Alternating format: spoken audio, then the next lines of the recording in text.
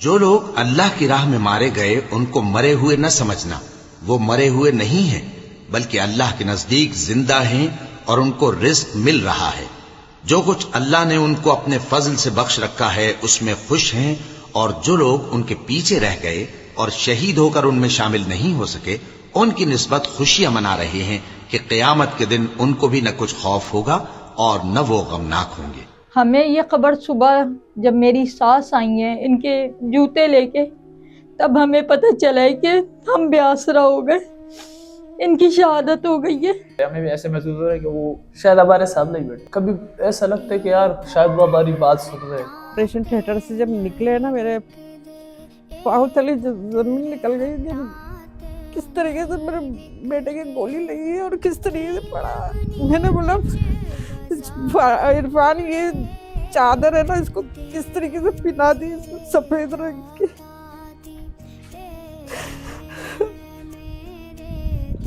मुझे लगता नहीं है कि वो दुनिया से ऐसे चले गया, बस ऐसा लगता है कि अब ये आ जाएगा वो मेरे। हो सकता है आज मैं घर नहीं आऊँ वापस, हो सकता है, तुम ख्याल रख लूंगी ना। हमेशा हमेशा कहते थे, बल्कि सो भी रहे होते थे कभी, अगर ड्यूटी से आके इसको भेज दो, तुम चली जाओ, ये लेके आ जाएगी तुम्हारे साथ, तुम्हें ले जाएगी, ये हर जगह ले जाएगी तुम्हें, तुम परेशान नहीं होना, मैं चला जाऊंगी।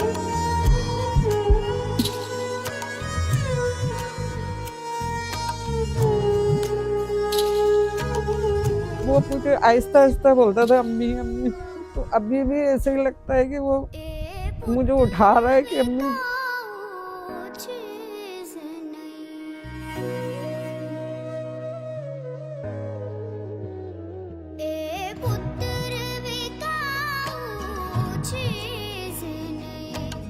इनकी आदत थी कि तवे से उतरी हुई बिल्कुल रोटी खाते थे। तो 5 नंबर पे हुआ ये कि इन्होंने जो फ़ोन ऑफ किया है, बातें करते करते बंद किया है, तो मैंने कहा ठीक है, जब तक मैं आपके लिए पराठे वगैरह बना रही हूँ आप आ जाओ।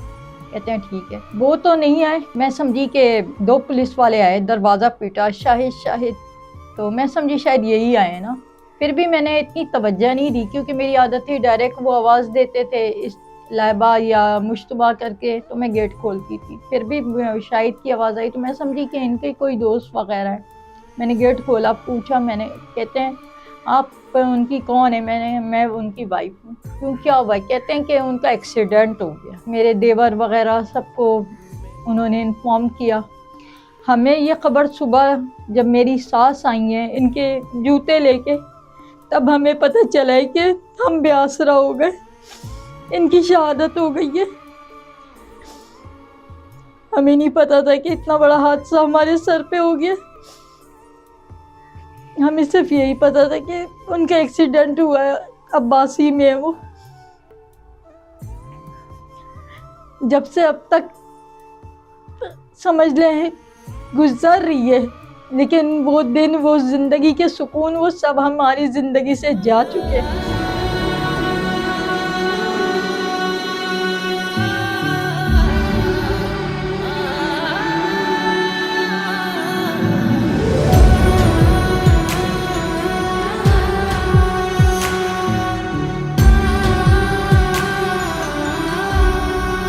हमें भी ऐसे महसूस हो रहा है कि वो शायद हमारे सामने ही बैठे। कभी ऐसा लगता है कि यार शायद वो हमारी बात सुन रहे हैं। शहीद के बारे में अगर बात होती है तो वो थोड़ा मुतासर होते थे।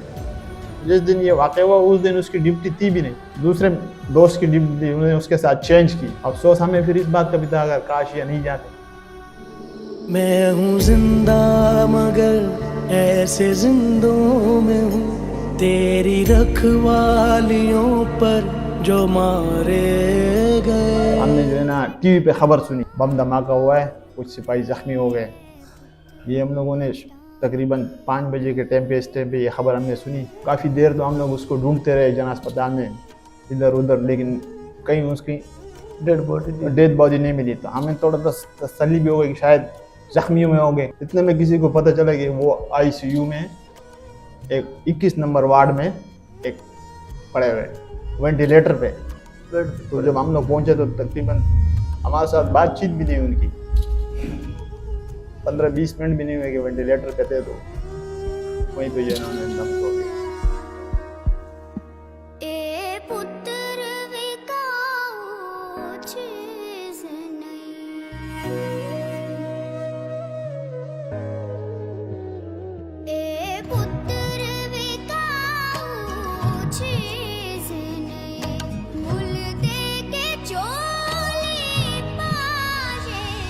कि 8 बजे फ़ोन आया कि फरहान के पाँव पे गोली लगी है। फिर 3:30 बजे इतना से कहते वो ऐसा हो गया, मसला हो गया, ये हो गया। मैंने कहा नहीं, फरहान चले गया। बस फिर दिल ऐसा हो गया कि अंदर से कि बस। ऑपरेशन थिएटर से जब निकले ना, मेरे पाँव तले जमीन निकल गई कि किस तरीके से मेरे बेटे की गोली लगी है और किस तरीके से पड़ा। मैंने बोला इरफान, ये चादर है ना, इसको किस तरीके से पिना दी, इसको सफेद रंग की।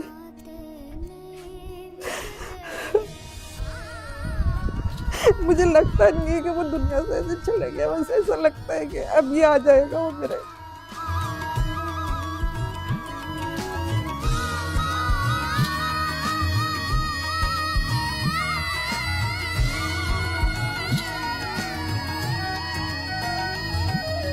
रात को भी अगर वो ड्यूटी से आते थे तो उनको रात को ही हमें लेके जाना है। अगर वो शाम में टाइम नहीं दे पा रहे तो हमारे साथ खेलना, नाश्ता करवाना। घर के बच्चों के साथ तो उनका बहुत अच्छा सलूक था। हर वीकेंड पे, अगर हर वीकेंड पे नहीं हो तो 1-2 वीकेंड छोड़ के बच्चों को घुमाने लेके जाना उनका पसंदीदा मशगला था। बच्चों को लेके जाते थे, घुमाते थे, तो बच्चे भी उनके साथ काफी मानूस थे। उसके अलावा गरीबों के साथ भी बहुत मदद करते थे। आप इसको जानता माशाल्लाह से बच्चों यहाँ से ड्यूटी जाता था ना, बच्चों वापस बना रहा था, पढ़ा रहा था बच्चों को। बेशक सबने जाने, लेकिन एक आगाही जैसे होना, हर वक्त ये कहना अपने बच्चों को देखना, अपने घर को देखना, बस। तो मैं नाराज होती थी, क्या आप निकलते हुए ऐसी बातें करते हो, दुआ करते हुए जाओ, दुआ करते हुए आओ, हमारे बच्चे छोटे कौन देखेगा। लेकिन ये अक्सर ये कहते थे कि क्या पता आज मुझे शहादत नसीब हो जाए। हो सकता है आज मैं घर नहीं आऊँ वापस, हो सकता है, तुम ख्याल रख लूंगी ना।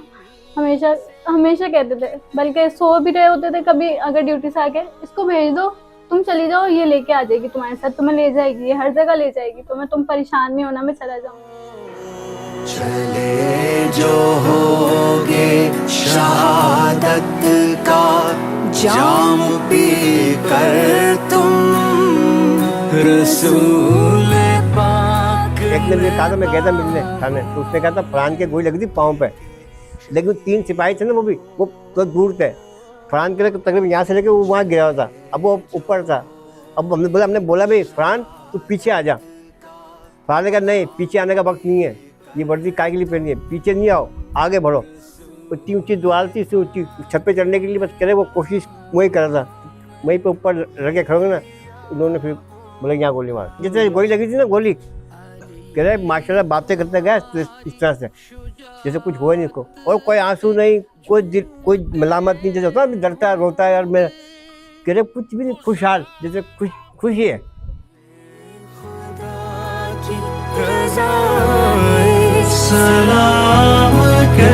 वो स्कूल में जब पढ़ते थे उस वक्त से उनको पुलिस में जाने का शौक था। उसके दोस्तों से हमने सुना कि वो जब भी किसी बात करते तो वो पुलिस के उसके लिए बात बहुत करते थे। पुलिस में वो भर्ती हुए और तरह करते, फिर उन्होंने कमांडो कोर्स किया, SSU में भी चलेंगे। 2 बसें 70-80 मोटरसाइकिलें गई थी, तो किसी ने भी कहा बोले आनंद, सबको आनंद, सब चले गए अंदर। सब अंदर गए और बड़े बड़े ऑफिसर खड़े थे, बहुत सारे खड़े थे, रेंजर्स का भी आया हुआ था, कोई ऑफिसर आया हुआ था। मैं उनको देख के हैरान हो गया, मैंने कहा अल्लाह ने इतनी इज्जत दी है।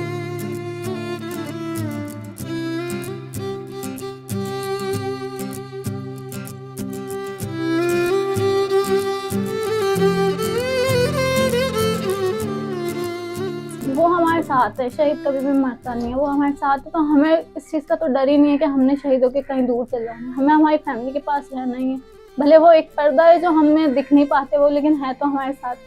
तो इसलिए हम ज़्यादा बेफिक्र हो कहते हैं हाँ हम सबको ही शहीद होना है, हमें आपके साथ ही रहना है, भले आखिरत में रहे या यहाँ पे रहे। वो मुझे आहिस्ता आहिस्ता बोलता था अम्मी अम्मी, तो अभी भी ऐसे ही लगता है कि वो मुझे उठा रहा है, कि अम्मी कंधे पे ऐसा महसूस हुआ मेरे कि जैसे वो मेरा हाथ रखा हो। ये बेटा कमर में महसूस होता है, हाथ धो रहा है, फिर मुँह साफ करेगा, बाथरूम से निकलेगा। जो इज्जत हमें डिपार्टमेंट की तरफ से मिली कि हम उनकी फैमिली हैं, ये हमारी शहीद की फैमिली, ये हमारी फैमिली है, हर इदारे में मैंने ऐसा नहीं देखा। मकसूद मेमन साहब हर ईद हो, बकरीद हो, हर महीने फ़ोन करके हमारी खैरियत पूछना। जब ईदी आई है हमारी, काफ़ी सारी बच्चों की टॉफ़ियाँ, मिठाइयाँ, जैसे छोटे मोटे खिलौने, इनके बाकायदा चारों के गिफ्ट हैम्पर अलग अलग बनकर आए। इतना हम लोग नहीं याद करते होंगे जितना उनका डिपार्टमेंट उनको याद करते हैं, उनके बच्चों को याद करते हैं। हर साल बकरा ईद पे, छोटी ईद पे, कोई ऐसा और फेस्टिवल हो, प्रोग्राम हो, उस पर हमें याद करते हैं, यहाँ पर आते हैं, बच्चों से भी मिलते हैं, बुलाते भी हैं हमें। कोई प्रोग्राम हो तो बच्चों को बुलाते भी है वहाँ पर, और उनकी तो हमारे साथ भरपूर सपोर्ट है। हम उनका बहुत शुक्रिया अदा करते हैं इस बार। तो हम दोनों की ये ख्वाहिश थी कि अब की दफ़ा हम बॉस से बोलेंगे कि सर हमें कुछ भी ना दें, हमें उम्रा करवा दें, हमारी ये ख्वाहिश है। हमने जब पासपोर्ट जमा करवाया, उन्होंने हमारे हाथों में सब चीज़ें दी, तो हमें उस वक्त तक यकीन नहीं आ रहा था। हम आके जब मिलना भी चाह रहे थे कि साहब को हम अपनी खुशी से कुछ दें और हम उनके लिए तबरुक लाए हैं, तो साहब ने कहा आप लोग वहाँ से हो के मेरे लिए दुआ कर कर आ गए हो, मेरे लिए ये बहुत बड़ी बात है।